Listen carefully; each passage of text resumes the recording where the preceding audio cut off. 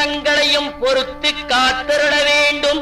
ஓம் ஸ்ரீ சத்தியமாய பொன்னு 18ஆம் படி மேல் வாழும் வில்லாளி வீரன் வீரமணி கண்டன் காசிராமேஸ்வரம் பாண்டி மலையாளம் அடக்கியாடும் ஓம் ஸ்ரீ ஹரிகிரசுதன் ஆனந்த சித்தன் ஐயன் ஐயப்ப சுவாமியே.